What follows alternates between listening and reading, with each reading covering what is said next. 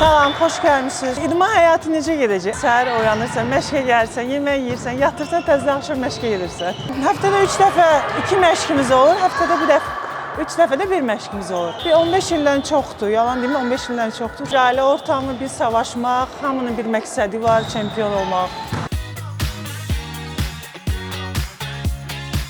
Çox yorğun hiss eləyirəm, amma bu xoş yorğunluqdur. Artıq uşaqlıqdan bunu öyrəşmişik. Amma istər-istəməz avtomatik həyat yaşayırıq. Bu da bizim işimizdir, buna normal baxırıq. Çox vaxt dostlarımla ya kofe içməyə gedərik, ya evdə oturub kitab oxuyaram. Hal-hazırda Dostoyevskidən bir əsər oxuyuram. Biraz ağırdır, klassik əsərdir, amma xoşuma gəlir. Başqa hobilərə vaxt yoxdur, sözün açığı. İndi də hal-hazırda çempionat oynayırıq deyə heç vaxt yoxdur. Bir ay sonra da play-offlarımız başlayır, ona görə bütün fikrim ancaq voleyboldur. Bəlkə imkan olsaydı geri dönüb ölkə xaricində daha tez, legioner həyatını daha tez başlayardım. Yenə də razıyam. Yəni heç nəyi dəyişmərəm. Çünki o səhvlər, onlardan hamısından bir dərs çıxartmışam.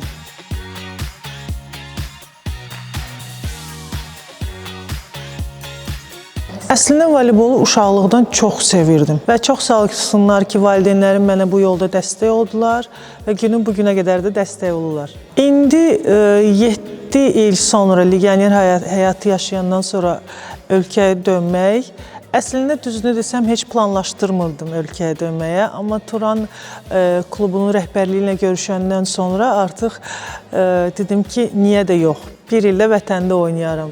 Əlbəttə ki, bayraq altında oynamaq tam başqa bir hisslərdir. Orada sən ölkəni, vətəni təmsil edirsən. Yox, ikisində də professionallıq var, amma orada biraz yük deyim, yaxşı mənada yük ki, yəni sən ölkəni təmsil edirsən. Əlbəttə ki, burada da klubu təmsil edirsən, amma orada bir ölkənin bayrağının altında çıxış edirsən. O tam başqa bir hisslərdir.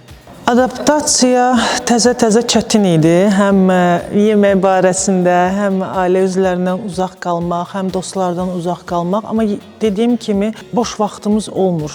Mən xaricdə oynayanda orada daha çox oyunlar var idi. Ümumiyyətlə məşq eləməyə vaxtımız yox idi.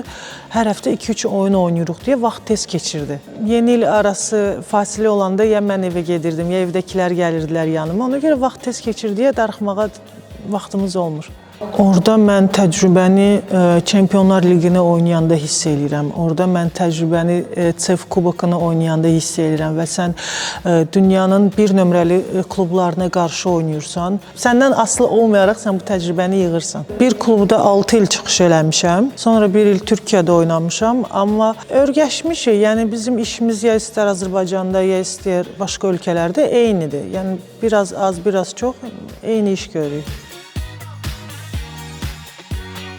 Düzünü desəm, uşaqlıqdan heç bir elə bir kumirim olmayıb, yəni balaca olum deyim, böyüyəndə buna oxşuyum, elə bir şeyim olmayıb. Sadəcə həmişə böyük oyunçuları çalışmışam ki, onlardan biraz hamısından nəsə öyrənim. Bir idmançı, uşaq, böyük fərqi yoxdur. İdmana gələndə, komanda idman növünə gələndə başa düşməlidir ki, bura komandadır. Bura sən tək dalaşmırsan, savaşmırsan. Bura komandadır və siz hamınız eyni bir mərhələdə olmalısınız ki, nəticəyə çatasınız. Və bu çox çətin bir şeydir.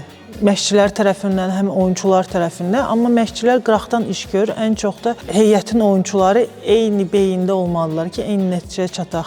Məncə qızlarla bir-birimizi başa düşmək, o ortamı yaratmaq lazımdır ki, biz hamımız eyniyik burada. Amma kimsə ona uyğunlaşmırsa, onu da o yola çəkməliyik. İdmanda savaşçı deyərdim, savaşanım. Çünki hamı bilir ki, mən biraz oyuna çıxanda da biraz emosional çıxıram, biraz belə savaşan çıxıram. İdmandan kənar mən çox pozitiv insanım. Bəlkə o tərəfdən deyərlər ki, deyib gülən.